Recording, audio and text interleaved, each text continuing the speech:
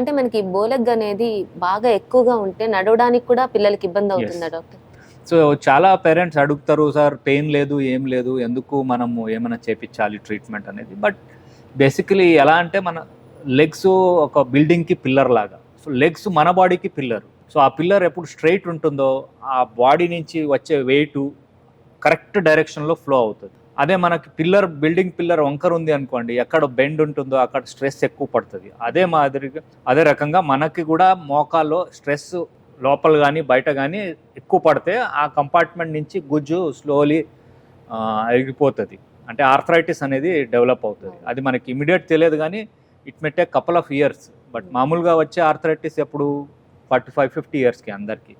So ఇలాంటి పిల్లల్లో సివియర్గా డిఫార్మిటీ ఉంటే అదే ఆర్థరైటిస్ 30-35 ఇయర్స్ కూడా చూసాం. అది ఒకవేళ మనం ఇప్పుడే ట్రీట్మెంట్ చేసుకుంటే ఆ ఫ్యూచర్ ప్రాబ్లమ్స్ అన్నీ అవాయిడ్ చేయొచ్చు. జనరల్గా లేకపోతే మ్యారేజ్ ఏజ్కి వస్తే తీసుకొస్తారు, సార్ దీన్ని ట్రీట్మెంట్ చేయండి అమ్మాయి ఉంది. బట్ దాన్ని ముందే మనం ఆలోచించుకొని ఈజీ మెథడ్లో ట్రీట్మెంట్ చేసుకుంటే ఆ పరిస్థితి వచ్చేదే కాదు.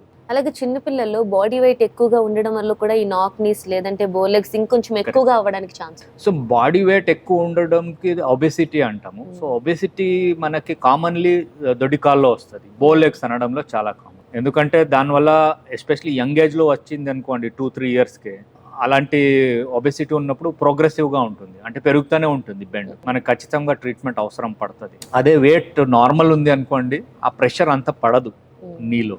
సో బెండ్ ఎక్కువ అయ్యే అవకాశాలు తక్కువ. జనరల్గా ఎర్లీ వాకర్స్ అంటే ఎవరు పిల్లలు తొందరగా నడుస్తారో, లైక్ 9 months, అండ్ ఎవరు ఓవర్ వెయిట్ ఫర్ ఏజ్ ఉంటారో, వాళ్ళు ఏజ్ పిల్లలు కంపేర్ చేస్తే ఎక్కువ వెయిట్ ఉంది, అలాంటి పిల్లల్లో they are at high risk అంటాం for bowlegs. But weight control చేయడం ఆ ఏజ్కి కష్టము. కొన్నిసారి జెనెటిక్ ఉంటాయి, కొన్నిసారి పేరెంట్కి కూడా అలాగే ఉంటుంది కాబట్టి వాళ్ళకి కూడా వస్తుంది. అలాగే సర్జరీ తర్వాత ఎలాంటి జాగ్రత్తలు తీసుకోవాలంటారు? ఏం లేదు, in case minimally invasive surgeries అయింది అంటే పెద్ద జాగ్రత్తలు ఏమి ఉండవు. నెక్స్ట్ డే నుంచి వాకింగ్ చేయొచ్చు, కొంచెం డ్రెస్సింగ్ చూసుకుంటే చాలు. మోకాలు ఎక్సర్సైజ్ రాసిస్తారు, మోకాలు ఎక్సర్సైజ్ చేస్తే సరిపోతుంది. బట్ అదే పెద్ద ప్రొసీజర్కి వెళ్ళాము, ఆస్టోటోమీ ప్రొసీజర్ సర్జరీ అవసరం పడింది అంటే దానికి అట్లీస్ట్ 4 weeks బెడ్ రెస్ట్ ఉంటుంది. పిల్లలకి నడవమని చెప్పము, ఎందుకంటే దే ఆర్ అన్ప్రెడిక్టబుల్. మనము ఇంత వెయిట్ పెట్టమన్నా వాళ్ళు ఈజీగా కంట్రోల్ చేయలేరు, వాళ్ళకి అర్థం కాదు. సో మనమే కొంచెం ఓవర్ కాషియస్గా రెస్ట్ ఇచ్చి బ్రేస్ వాడమని చెప్తాము. ఆఫ్టర్ మంత్ ఎక్స్రే చూసుకొని హీలింగ్ బాగుంటే మెల్లమెల్లగా నీ మూమెంటు అండ్ వెయిట్ పెట్టి నడవడం స్టార్ట్ చేపిస్తాం.